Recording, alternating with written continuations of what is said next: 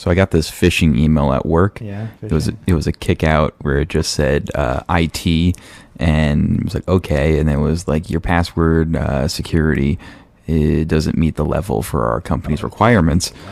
Yeah, so they asked me to reset it, and I was sitting there and was like, you know what? Yeah, sure, okay. Seems like something my company would do because, click on it. Well, they're really into IT security. So, like, I was about to click on it and was like, wait, like 2 days before I got an email telling me how to report phishing emails. So I like looked at like the ad sign of like what's after the email. It's like, oh, it's just a bunch of gibberish. Like, this would totally not be the case. You know, they do those where they like the IT department of your company will send out being like, hey, employees, you get like a free $5 gift card if you click this link, and then you click it, and then they're like, okay, we have to talk because you just got phished. And it's just like, man, it's like, it's from the IT department. You're telling me I got a gift card, and now I got to get a talking to, you know? I bet it was something like that. It was like some test or something. Well, I guess we get them a lot because the amount of emails that I get from IT being like, hey, be aware, there are phishing emails. They exist. Because you guys deal with like the public a lot, right? Like, yeah. Like a public facing, you're trying to get business, so your emails like everywhere. Whereas I suppose my work, we don't get them as much because we just deal with other businesses, so we're not really as public. Yeah. You know? We're not really going to get phishing from like Major League Baseball, I think. Maybe they are. Maybe they need money that badly. Who knows? Are we recording? Yeah, we're recording. Oh, okay. Hello, everyone, and welcome to Clio Name Undecided. We are trying something different. There still will be history podcasts. Yeah, of course. You always got to do the history, right? But we have found ourselves stuck every time we make an episode where we ramble for like 2.5 hours before we make the episode, and then we completely die when it comes to making the episode on our ideas because we just dump them all in the beginning recording session before we turn on the microphone. So this is going to be a little play on that where we're going to capture those thoughts.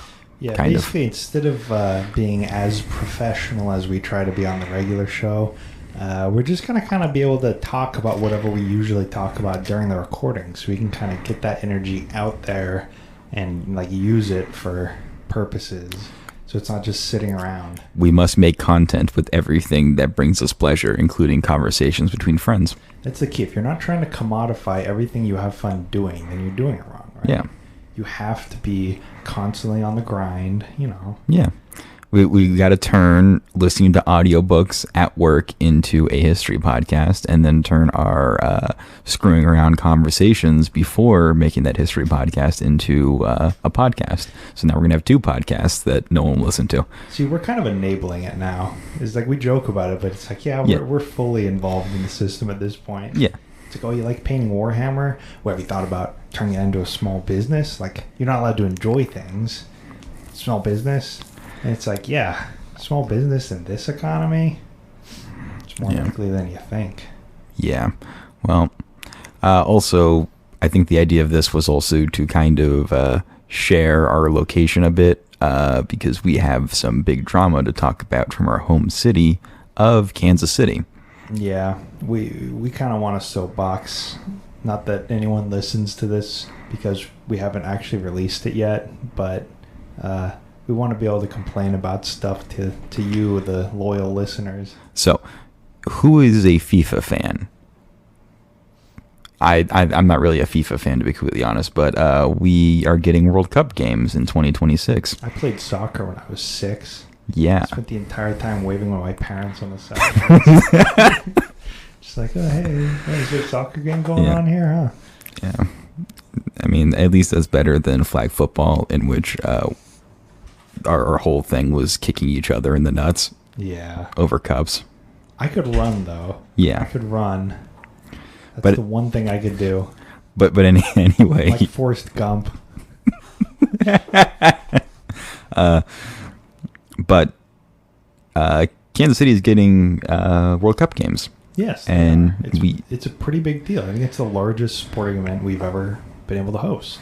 Yeah, and we might get 6 games. That's what the rumor I heard is, but also I'm not really in tune, and I've not really a big soccer or in some cases football fan. But I don't even know how soccer works, so I wouldn't know the first thing about it. But I know it's 4 years away, so we don't actually know anything about it yet. No, we do not. All we know is we have to, as a city, keep ourselves from embarrassing ourselves on the world stage, which is going to be hard. It's going to be impossible. Yeah. I don't think it'll be possible. No. I think the entire city is going to shut down for like 4 months, and no one's going to be able to get anywhere, and everything's going to be crowded, and everyone's going to be looking at Kansas City being like, hey, why did these guys get this bid? Like, they can't handle anything. Yeah.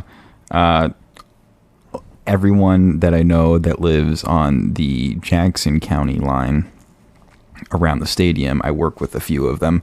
They're just talking about, ever since the World Cup announcement happened, about how they're going to Airbnb their extra bedrooms and Uber during the games and all of that. And I'm just like, wow, literally this entire city is going to try to monopolize off of one financial windfall, which is actually going to be a disaster, because usually it's a disaster for most cities anyway.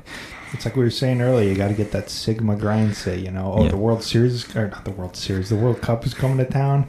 Got to make money off of that, which I suppose is the whole reason it's coming to town. But and it's a shame because if you don't live in the United States, you're used to public transit and being able to get around without a car. But as Kansas Cityans and native Kansas Cityans, our almost entire life has revolved around the automobile. Yes. We have to use a car to get everywhere.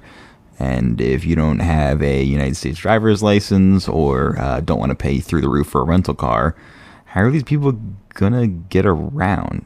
Because Arrowhead is very far from downtown. Now, what they've said is buses. They're just going to have charter buses going from the hotel to the Truman Sports Complex for like 2 months, apparently. That's just the plan right now. But there's a bunch of hotels. Yes. Therein lies the problem, right? Every single hotel in Kansas City is going to have multiple buses just in like a revolving circle. Also, like, it's not, like, you can't require people to learn the geography of an entire city for one event. So, like, you can't really be like, hey, you need to familiarize yourself with the existence of Raytown versus Raymore, or Kansas City proper in KCMO or KCK. And if you win the FIFA lottery to be able to buy tickets and you're from an international country and you're looking at going to Kansas City for your national team's games, what happened? You hear Kansas City, you think Kansas, now you've bought a hotel by I-70 in KCK. Oh, yeah. Oh, yeah. or you hear that Arrowhead is actually in a town called Raytown, and you get confused and you end up getting a hotel in Raymore. I'm going to stay in Manhattan, and it's going to be great because did you know Manhattan's only like 4 hours from Kansas City? I'm going to be able to see the Empire State Building. It's going to be great. I'll just take a train to and from, because New York has subways, so I can just take a subway. Yeah. And then you end up staying in Manhattan, Kansas, and you can enjoy the fun at Aggieville, I guess. I don't know. Home of the, corn measuring world champions, I think? Yeah. Yeah. But that used to not be the case. Kansas City did have a public transit system, and one of the largest in the United States for... It was behind only San Francisco and Chicago, according to this article that I just so happen to have open on my computer, called A History of Public Transportation in Kansas City from Cable Cars to Buses and Beyond by Annie Generalman of NPR. This is the KCUR one, right? The local Kansas City? Yeah. All things considered from Kansas City Public Radio. We're live and local on KPR from Lawrence, Kansas. I think KPR and KCU are different NPR channels. No, because it's the same show. All things considered. Oh, okay. It's there's like 3 affiliates, but they're all broadcasting like the same thing. Like there's the one in Wichita, there's the one in Lawrence, and there's one in Topeka, I think, which seems kind of redundant because it's like 20 minutes from Lawrence. Yeah. But I listen to KPR a lot.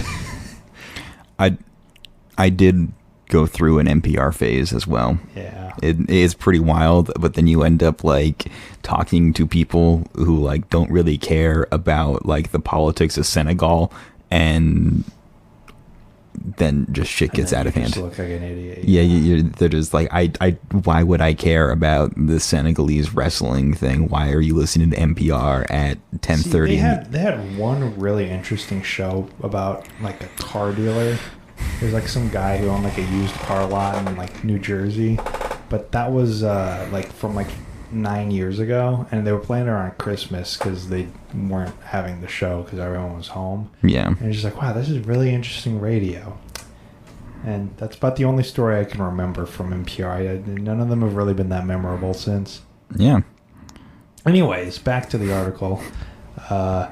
It might be hard to imagine today, but Kansas City, as we said, was once home to the third largest cable car system in the United States. Yeah, and if you ever visit Kansas City, you might see that we do kind of have a cable car or streetcar in existence, but it is 1/10 of what we used to have, and you can go to the neighborhoods of Waldo and Brookside and run along the trolley trail to only see what used to be, because that running trail now is a running trail, but used to be the trolley line that went up and down North and South Kansas City from the suburbs built by J.C. Nichols and some other people. Well, Matt, did you know that the very first streetcars in Kansas City were pulled by mules and horses starting in 1869? Wow. Because locally, mules were more common, according to historian Bill Worley from Metro Community College. He says the cable car era began in the early 1880s in San Francisco, and very soon after, Kansas City began using cable cars in the same decade. Now, Kansas City isn't that big today. Like, it's big by regional standards, but by national standards, it's not that big. I can't imagine, like, 1880s Kansas City is very metropolitan, but yet they still have, like, streetcars. Well, so the argument that I tend to have is Kansas City, although might seem a bit, I guess full of themselves or egotistic to declare ourselves the Paris of the Plains, but that was once that was once a nickname of Kansas City. And but the city of fountains. The city of fountains. There's like 3 fountains. Yeah. I think there used to be more, but this city was completely destroyed by highways in the 1950s. Yeah, there's a large swath of real estate that's just taken up by like an ungodly big highway that just cuts through right in the middle of town. We built a convention center over it. Oh, no. There's 2 highways that cut in the middle of town. They're about like a mile away from each other. Now, this isn't a unique problem to Kansas City. This is a unique problem to almost every American city that exists. And if you pay attention at all to any transit or urban planning thing about the United States, this isn't news to you. We're preaching to the choir if you're one of those people. And it's like everybody suddenly discovered this, like last year, it feels like. Yeah. It's like everywhere. Always. Yeah, but like you can see pictures of what Kansas City used to be like, and it's honestly a shame that it happened, but it did, and there's no real way to kind of fix it, because now the highways become such a strong institution. Well, it's like everyone's so dependent on it for obvious reasons, because it's where all the money goes. So there's no development anywhere else. Yeah. Amtrak. We just had in Missouri that train derail, which I don't think was anything Amtrak's fault. It was, and I've heard it's not really the truck driver's fault, because it's like a blind turn. Like, there's no way to know there's a train coming. But it is, like, infrastructure's fault, because there's no, like, arm. Yeah, well, why are you putting a blind turn without a level crossing arm to go down? Yeah. Well, what I heard on the radio is because it costs money to put that up, and because the private company owns the line, Amtrak's just, like, borrowing it from BNSF. So they didn't want to pay for it. And the federal government's like, well, it's your line. Like, we're borrowing it. We're paying you to use it, right, for Amtrak. But we're not going to pay you to upgrade it. Don't they run freight down it anyway? Yeah. So, like, frequently, if you're familiar with any Midwest tracks at all, you'll see freight trains way more often than you'll see an Amtrak. Yeah. No, I drove to Nebraska like 2 weeks ago, and I saw like 40 BNSFs. That's all we have out here, it seems like. And yeah, there's just like a country road running alongside like I-70 or whatever. And then you have just like a dirt track where it crosses the railroad. Like there's no infrastructure, there's no lights, there's no signal boxes, there's no arms. It's just some dude in a pickup truck like, well, I hope there's no train coming because half the time you can't see, you know? Yeah. And that's exactly what this is if you look at it, because infrastructure, no one pays for it. So people pay for the highway. Yeah. That's what we use. That's all we have. And it's kind of just a monster that keeps on growing and growing because you build the highway, but the highway doesn't stop costing money. Yeah, and the population's like doubled since 1960 when we built it. Yeah. The highways haven't doubled.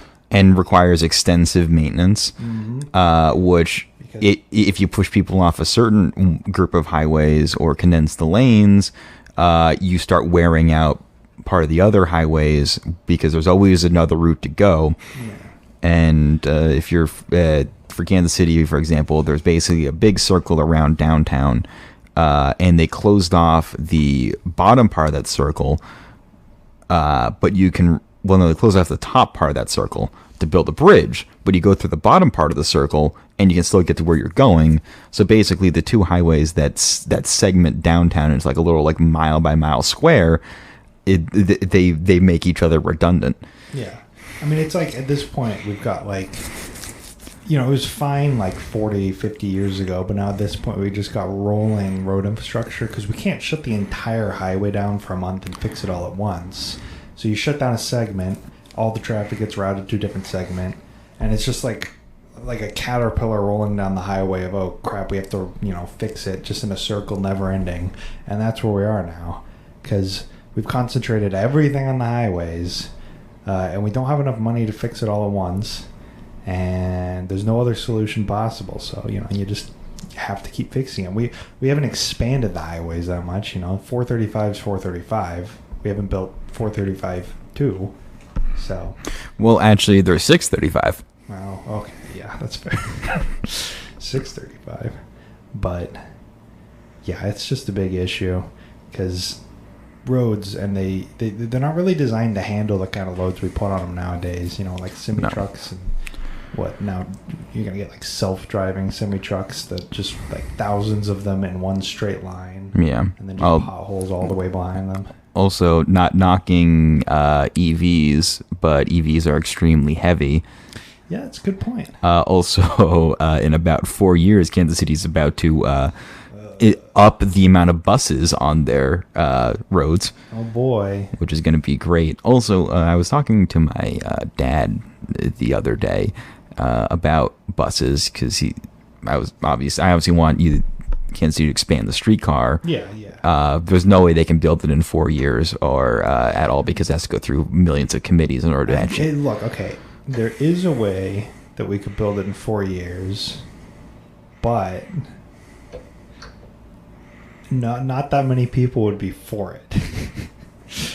You just go back to what we had in like the 1900s when we built like thousands of miles of streetcar in like a week. Just no safety standards whatsoever.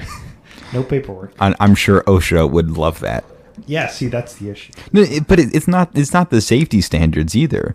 It's just, well, you have to shut down the roads to put in the streetcar line into the roads, and you can't shut down all the roads at once. So it's like the same issue with the highways, is we have to have the rolling road closures, and yeah. But I told my dad that all buses in Kansas City are free, and he didn't know that. I don't think I knew that. Yeah, no, all buses in KC for the Kansas City Transit. Oh, yeah, they passed that thing with the streetcar where there's no more tolls, right?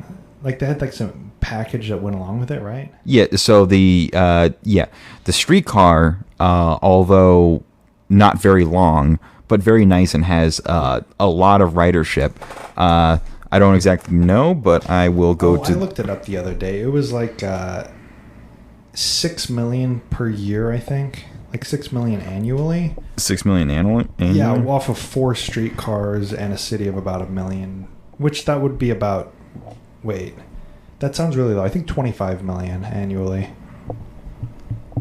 It was something around that. Watch me be right. 25. I'm going for 25 million. They have had, according to their Twitter bio, 10 million plus rides since May of 2016. Okay. So. But if for what is less than, what is it, like 2 or 3 miles of running? I think it's track? about 2 miles, yeah. 'Cause it's 1 mile north and then 1 mile south. Yeah. Like in a circle. Now, it's free, so that probably helps the ridership, but it's shown that public transit in Kansas City can be used as long as it doesn't have, wheels.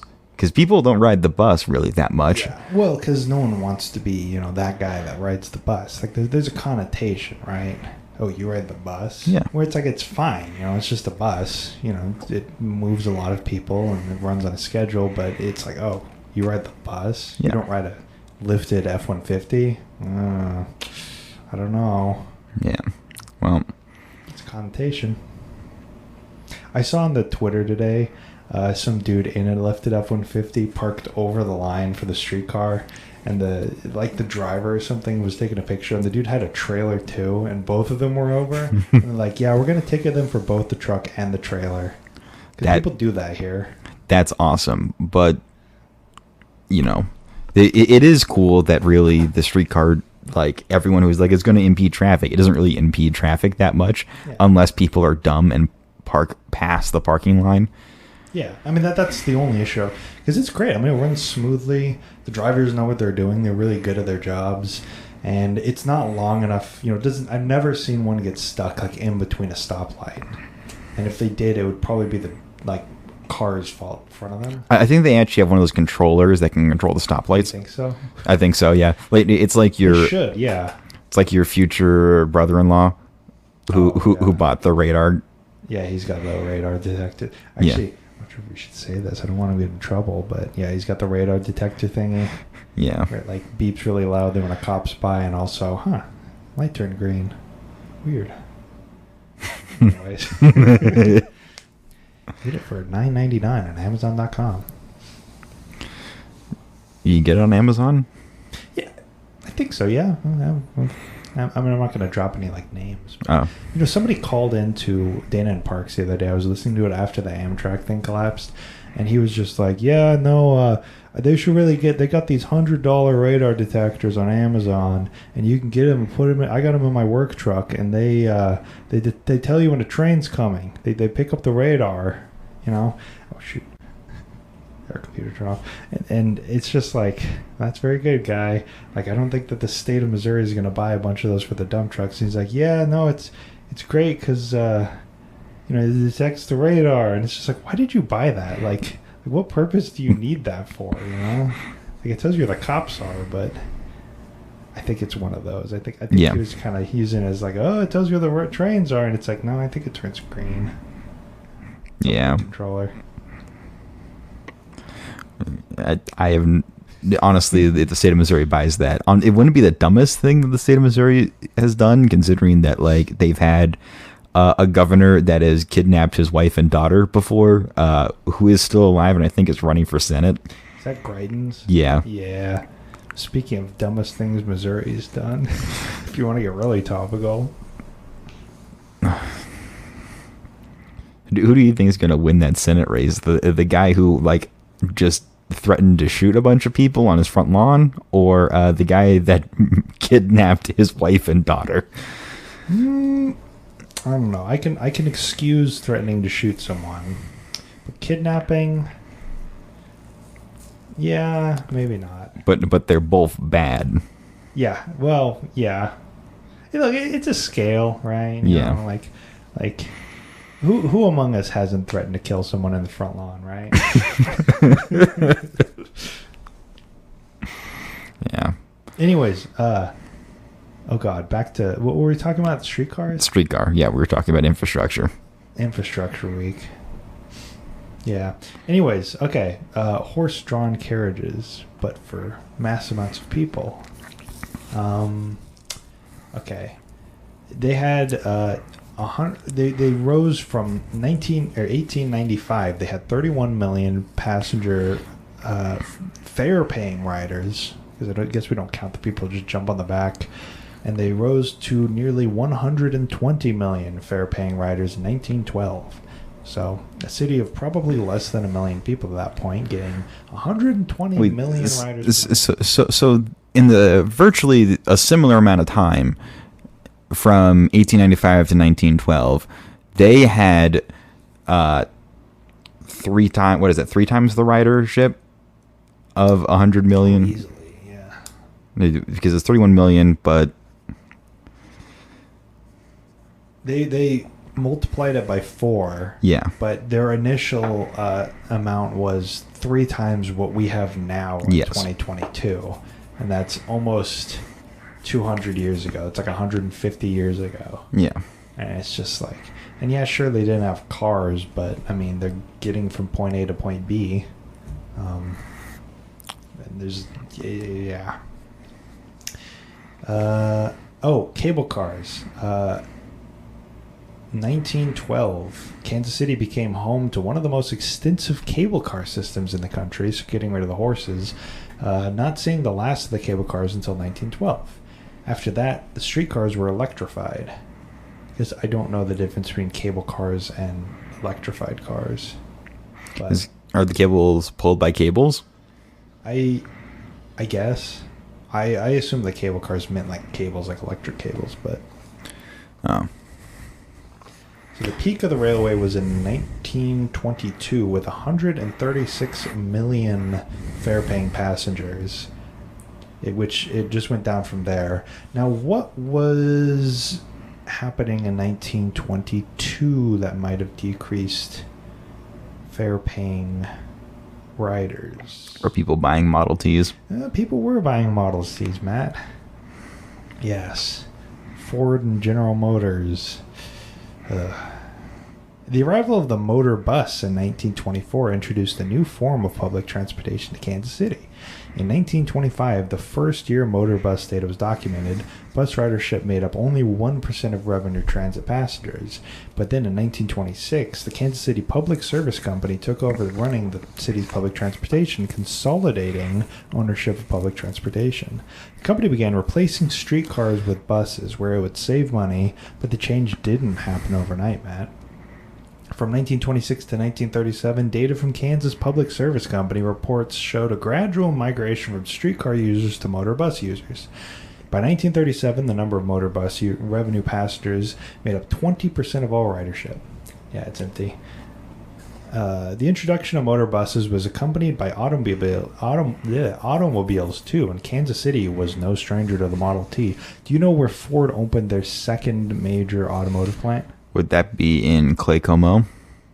I believe it would be, yes.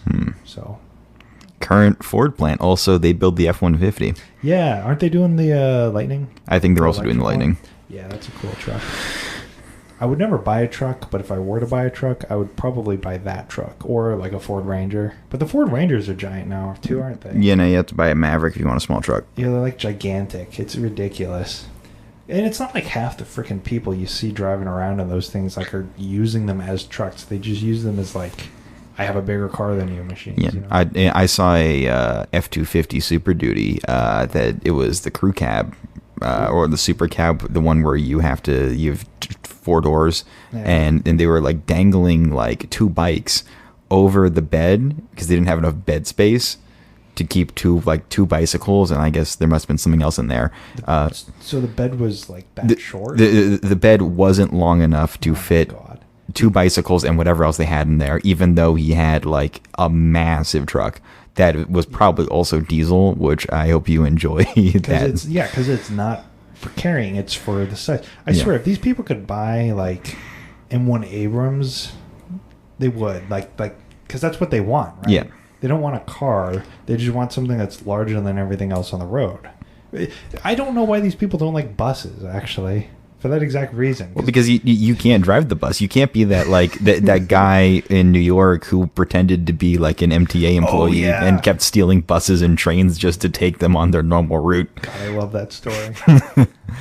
Yeah, but also they do more damage to the road. So like there's like I've heard the excuse a few times where it's just like, oh, I bought the SUV or I bought the truck because there's too many potholes. I need the suspension, but you're making the potholes worse. So it's kind of a self-fulfilling prophecy where you buy the bigger, heavier vehicle, make more potholes, and then you buy the next newest, bigger, heavier vehicle.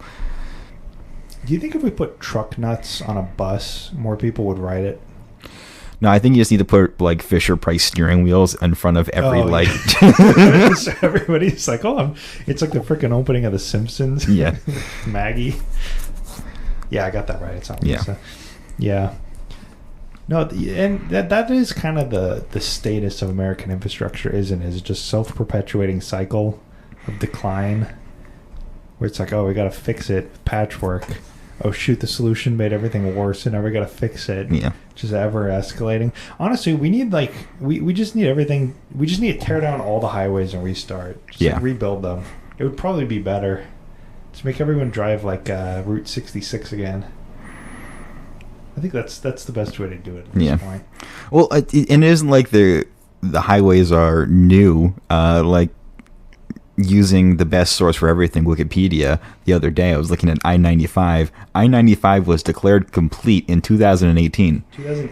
2018. How is that even possible? I have no idea. I knew it was a thing that I-95 wasn't complete because I remember my dad telling me a story from like the 70s where Georgia refused to let interstates. I know very little about the Georgia battle against interstates thing, but I was looking up I-95 for some reason, and it was complete in 2018. And I'm not sure that Georgia was the holdout or some other state or was not around to getting it done, but I've been on I-95. I have too. Yeah, and that being completed in 2018 with certain parts of it that's older just falling apart is quite rough. It would make sense that it's Georgia, though. I mean, it's Georgia. Yeah. Gotta see, is I-35 finished? 1982. Okay, so we're good. We're good. I was gonna say doxing ourselves, but we've already talked about this. Yeah. So, okay.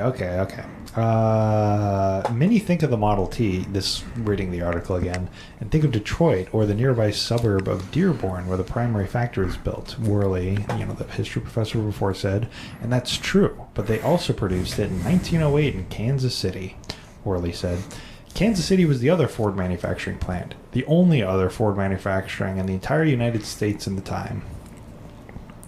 Unlike the motor bus, automobiles were privately owned and not controlled by bigger companies like the Kansas City Public Service Company, so only wealthy people could afford cars in the beginning. The automobile takeover was a slow process, Worley said, since not many people could afford them early on. It's kind of redundant. Initially, they didn't pose an immediate threat to public transit. Still, it was estimated that the 80% of people using mass transit to enter the downtown dwindled to 50% by 1938, according to A Splendid Ride, which I don't know what that is. I think that's an article he wrote or something. Or is it a book? It's probably a book. Probably a book. I bet he wrote, a book on Kansas City public transit. Yeah. He just did not actually read that part of the article. Anyways. See, it's like I'm fine. I think that's the dilemma here, right? Is you don't want to argue that people should be too poor to afford automobiles again, because it's like a uplifting part of society where everyone can own their own car, and most people do. But it shouldn't be a requirement. You shouldn't have to own a car. Yeah, because cars are expensive. I mean, uplifting, cars are probably one of the single most expensive things that anyone will own. Like now, most people can't afford houses, so the majority of your income will go to rent, and then your second biggest expense will be car insurance, a car payment, maintenance you have to do, also gasoline, oil changes, all of that stuff. And a single car breakdown is ruinous to most average Americans. Yeah, don't I know it?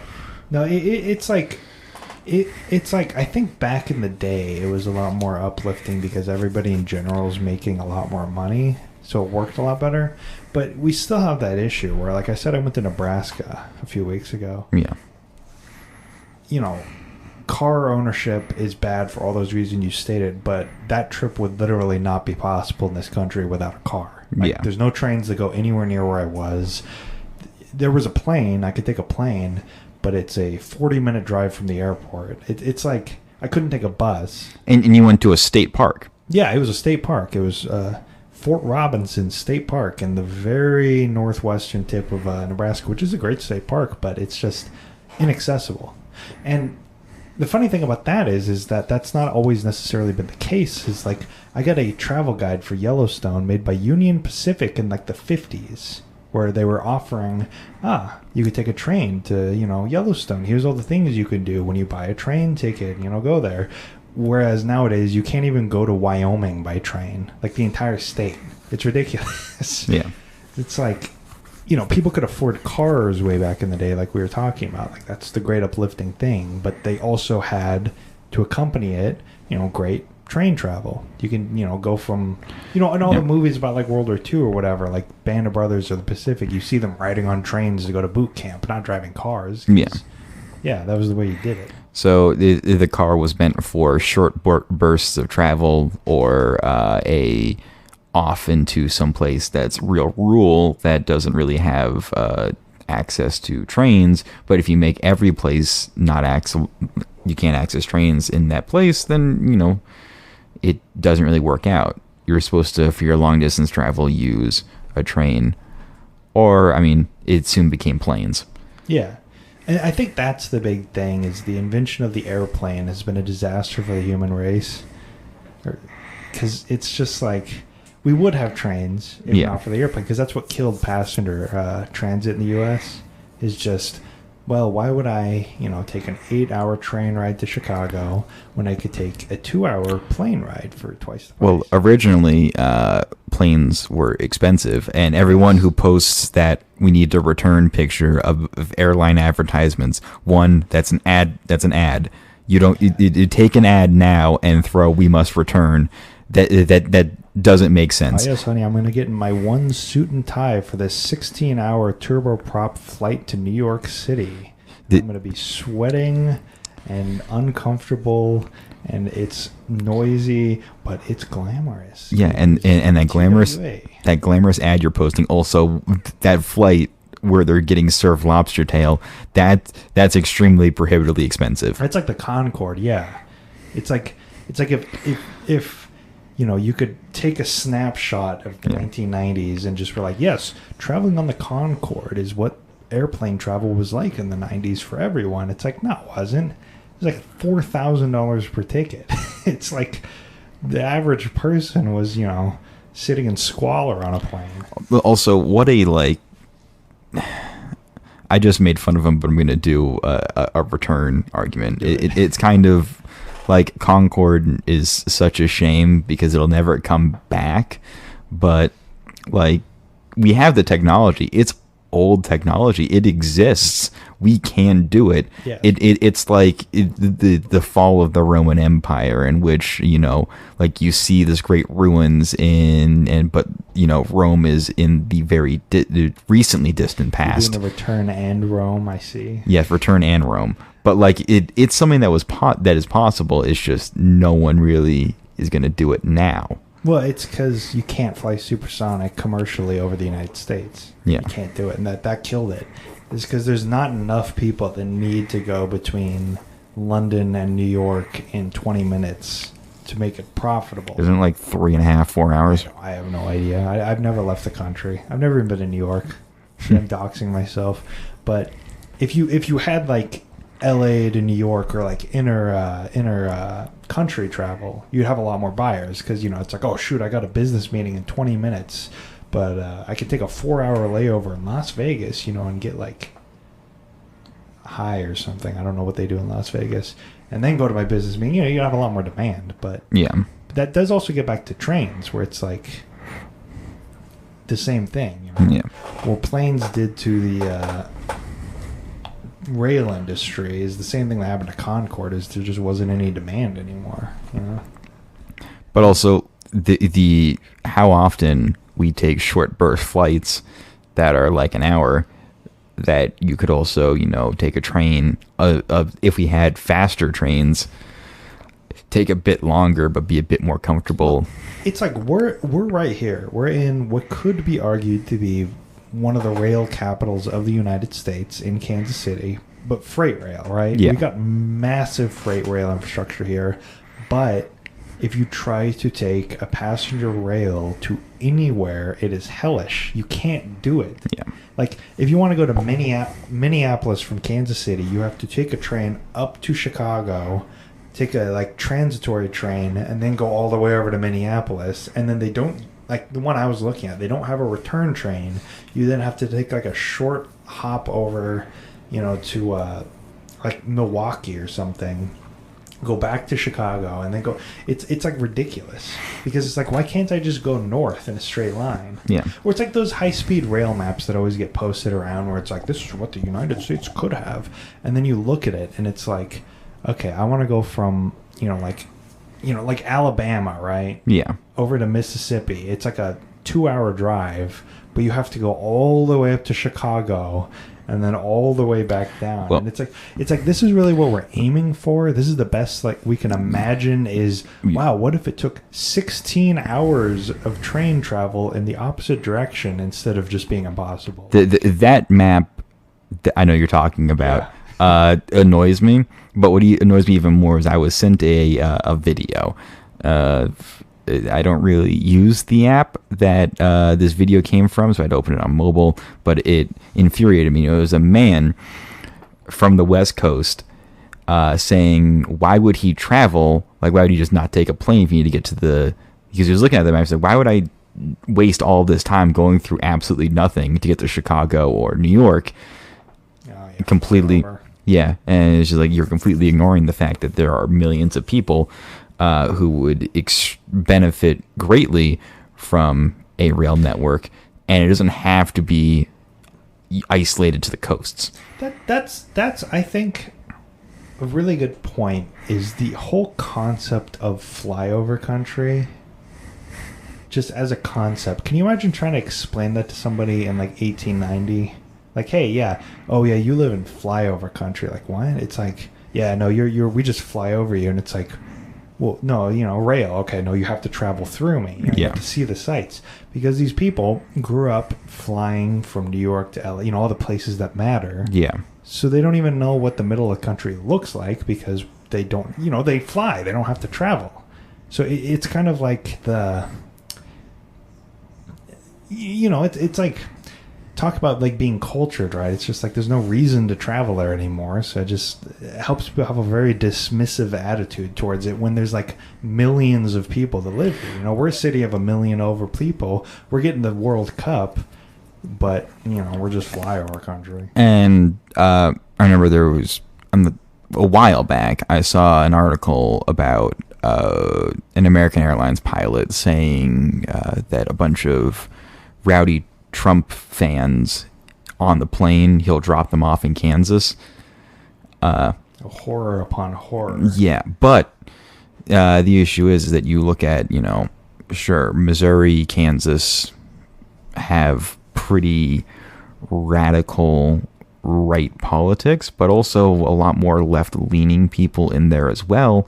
A small minority of left-leaning people, to be completely honest. But it's a Democratic governor in Kansas. Yeah. So it's got to be for something. Yeah, but if you weren't flying over and you were bringing your worldview that you might have from the coasts in, you might be able to, this might sound ignorant, and pardon me if this is not a correct statement, but you could bring a different perspective to people that you would then be exposed to while traveling through these states. Yeah, I think that's part of what I was kind of thinking too. Is there's the whole most Americans have never been out of the country, and I'm one of those people.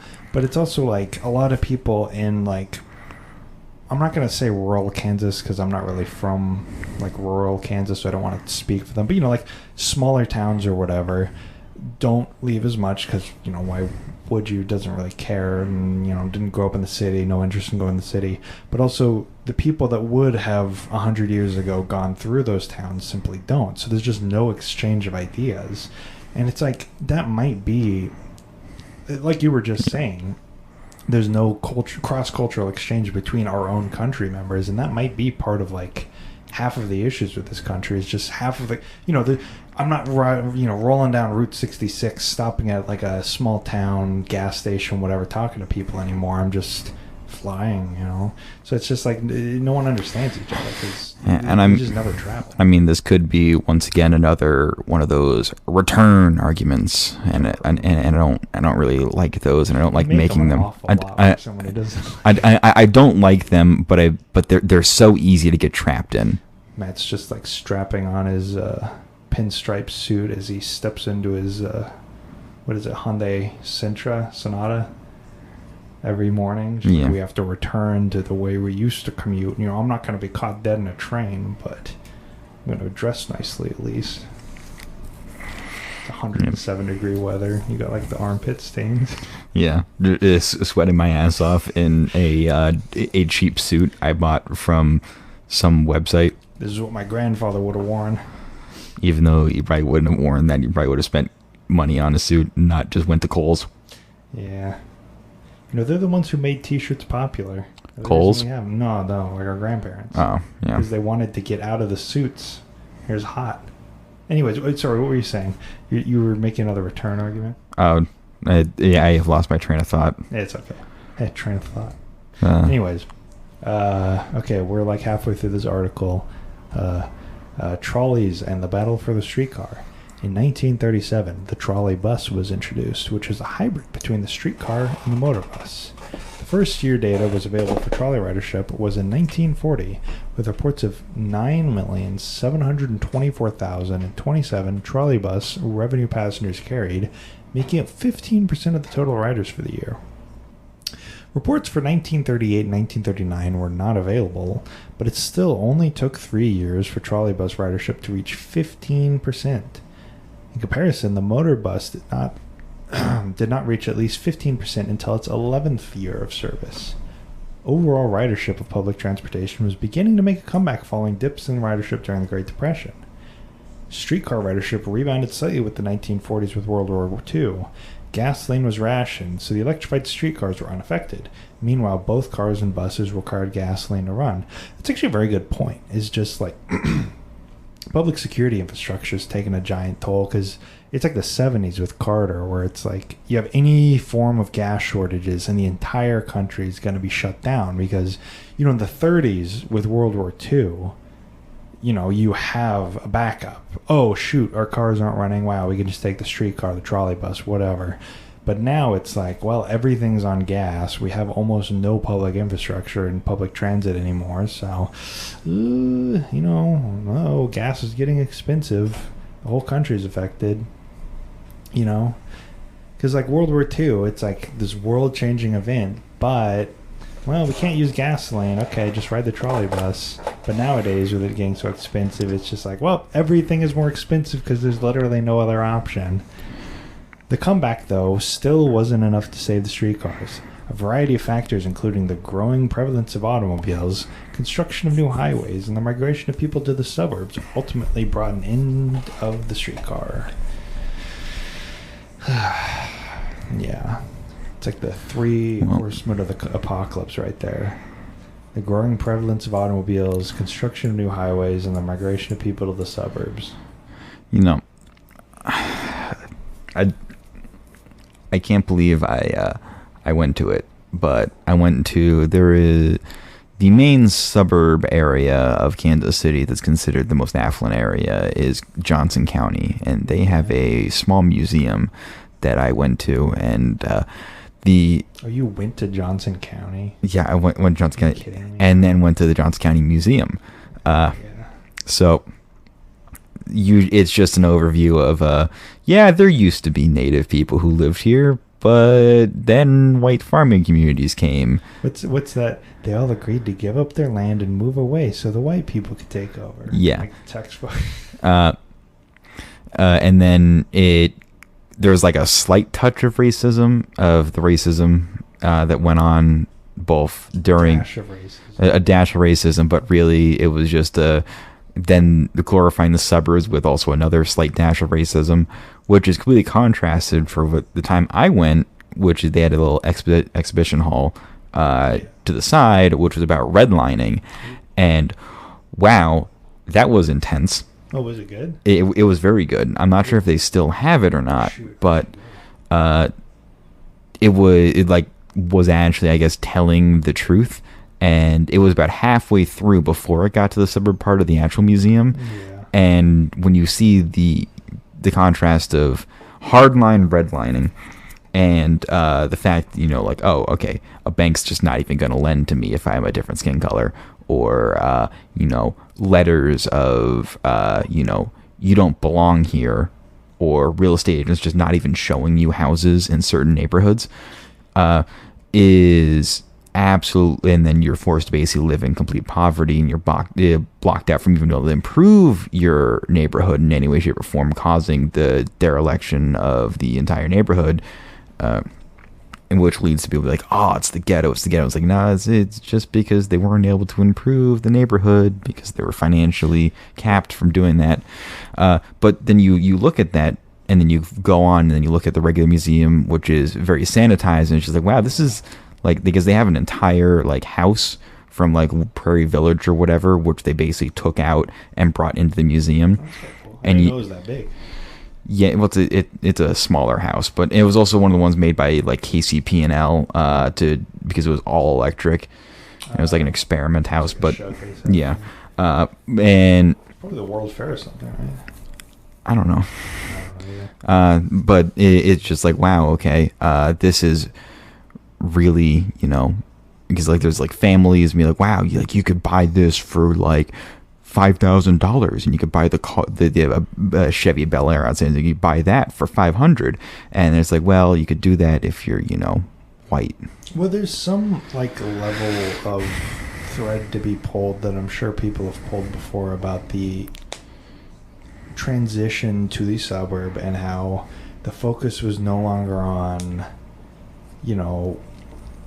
dense living, and it was on spreading out, but also it was on the bank backed, if you want to be able to live here, you have to be able to get a mortgage, right? Yeah, you can't just qualify for rent. You have to be able to get a mortgage, which is a completely different process, because you can go up to any guy and be like, yeah, I'll pay you $500 a month, but I'm not going to own it.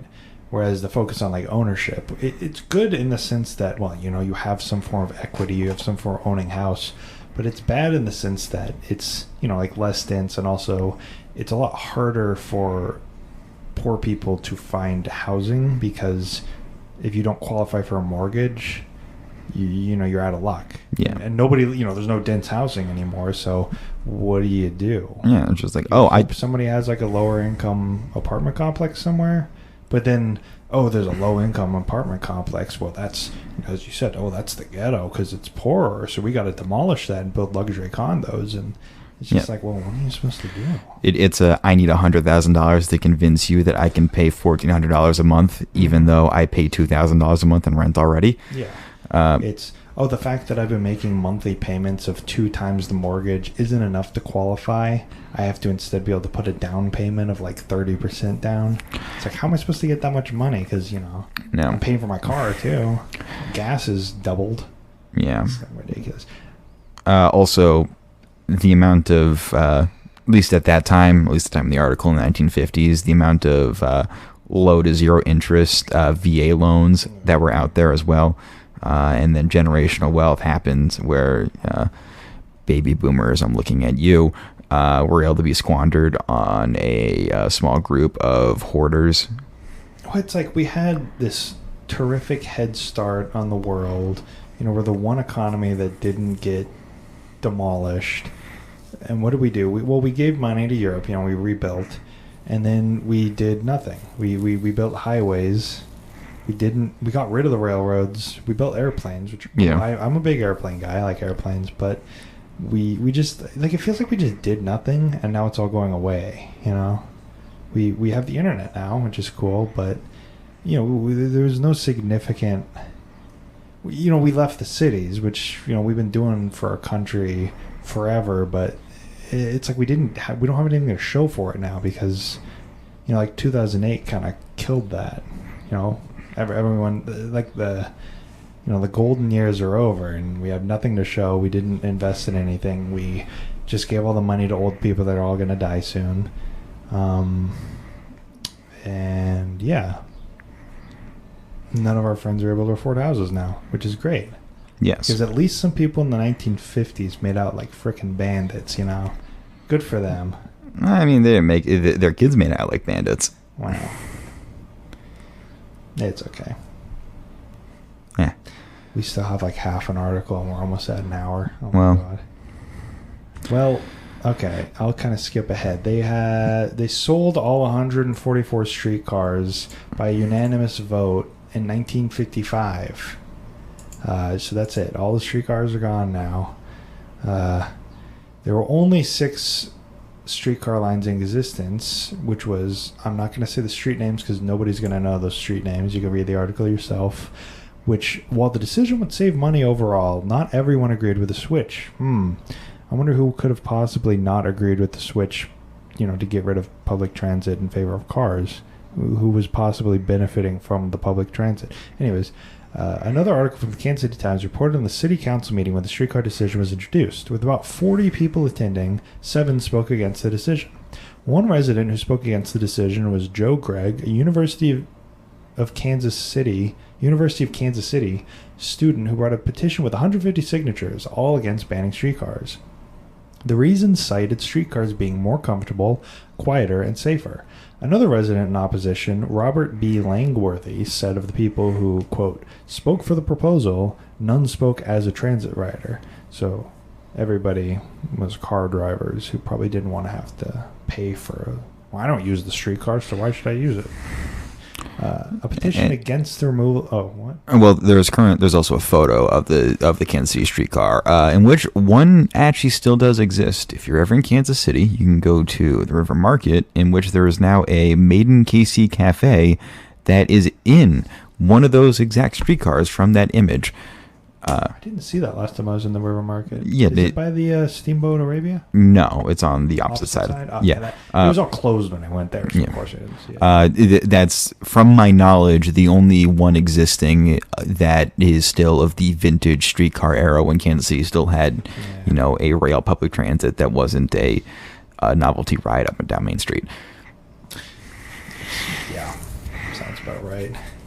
So a petition against the removal of final streetcars was even up to over 11,000 signatures by April of 1957, according to coverage from the Kansas City Times. And that same year, the population of the city was 854,000 people. So there's no real referendum of people signing in favor of removing them, and you got 11,000 people against removing them, but surprise, surprise, they went with. It's just like the constant trend in this country of people being like, well, I do not directly benefit from this expenditure of my tax dollars, so therefore we should not do it, Well, I personally, Matt, don't ride the Amtrak, so we should get rid of it. What's that? So I just pulled up a little statistic. Later, the next sentence down from the article is the population in 1957 of Kansas City was about 854,000. The population today, which I pulled up in the Kansas City, Missouri city limits itself, not the metro area, the city limits itself. See, I think that 854,000 number is the metro area. It has to be because it's the metro area. Oh, the metro area. Yeah. Okay, never mind. Ignore my comment. He was saying that he thought that the article was talking about just Kansas City, Missouri's population, but it was talking that 800,000 number, but it was talking about the metro area, which is now what, like 1.6 million. So yeah, it's doubled. So, but regardless of that, there's that trend of people just not wanting to pay for things that they don't directly benefit from because, it's just selfishness. And at least KC Mo, Kansas City, Missouri, the city proper, was able to fix that issue of people being selfish and not actually providing for everything if it benefits them or not. And one thing I do think shows for that is Kansas City, Missouri public schools are now accredited for the first time in over a decade. And I'm not sure if anyone knows what accreditation's like for public schools or not, but graduating from an unaccredited school in the United States is literally practically worthless. Yeah, which it's just ridiculous that a major public, system doesn't even have like the most basic form of, hey, this is legit. But like it for a while, if you just wrote I have a high school diploma on a piece of printer paper, that was worth more than graduating from a Kansas City, Missouri public high school. Yeah. But now that's fixed. They're accredited again, which rocks. I was having this discussion with my dad the other day about public transit, and he did agree that like that's a thing that you need to fund. He wasn't against it, but it was just the idea of it being like a loss leader, right? Like you lose money on public transit, especially the public transit in Kansas City, because you don't charge tolls. Yeah. And it's like, but why is that a bad thing? It's like the same argument with the post office, right? It's unprofitable, therefore we need to privatize it. It's like, well, why? And I brought up to him, well, the military loses money, right? And it's maybe not the best argument because, you need a military. But I would, we need a military, but I also think I need mail and the ability to get around. It's like that with the fire department, right? Yeah. No, maybe that's the argument I should have made, but it's just like, the fire department loses millions of dollars every year, but no one wants to cut it because, I might directly benefit from that. And that's exactly the thing, right? Is you don't have everybody in the metro area needing the fire department every single year, right? Because every house isn't burning down, God forbid. But everybody realizes, I might need this in the future, so we should probably fund this thing. And that's like exactly the kind of mindset we should have with public transit is, well, you may not be using it now, but when, in 2 months when gasoline's $20 a gallon, then you would need it. Wouldn't it have been great to have funded it all those years when you didn't need it, so that once you do need it, it's there? That's just like the mindset change that needs to happen. And I mean, at least KC got to build the one streetcar, because I knew around the time that they were trying to approve the Main Street streetcar being built, they also brought forth those plans for the north extension of North KC and then the east and west at the same time, and all were shot down except for what was currently built in 2016. And then it took from 2016 up until like a year ago, basically, to show proof of concept. So 5 years to show proof of concept if to get another extension.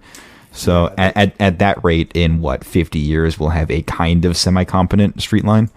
Yeah, they have on their website all the expansion details of like studies they're doing. And they're saying for specifically the east-west, because we right now have if you're not from Kansas City, if you're listening, we right now have a north-south streetcar line that's about 1 mile, as we mentioned, going down one road. Yeah. So if you don't happen to live on Main Street in Kansas City, it's not that useful. Imagine if like the subway in New York was like, well, you got the subway. It's 20 miles long, but it goes down like Fifth Avenue. Yeah, I don't know. It just goes down Fifth Avenue. So it's like, it's great, but it's unusable for 90% of the city. And it's like that, I want to go on a streetcar. What do I have to do? I have to drive my car to a stop or a parking lot and then stop. Also, from our experience, we both took a Amtrak train to a local town in the KC metro area called Lawrence. And in order to take the train to Lawrence, the national champions of basketball, Lawrence Jayhawks. Yeah, Rock Chalk. Anyway, so we had to go to Union Station, the practically unused for its original purpose, very beautiful, very nice train station that Kansas City has. That's now kind of mainly just an event center with a train that runs through it twice a day. Yeah, it was like a Depression era giant public works project, and it's like the old like 10s and 20s of the 1910s and 20s, I guess I have to say now, like giant expansive volume in his state that's just completely unused now because we don't have any trains. So no one's in there. There's like two to four trains that run through it a day. But in order... I think you're being generous. I think there's like one train per day. Well, one train that goes to Chicago, and then one train that is going to California is the Southwest Chief. Yeah, we just have the Southwest Chief. The one that tipped over in rural Missouri. Yeah. So in order to take the train for what is a 45-hour long drive from from Kansas City to Lawrence. Yeah, 45 minutes. It's with traffic, whatever, 45 minutes to an hour. No, you said 45 hour. Oh, no. That's what I was saying. I'm so sorry. 45 minutes to an hour.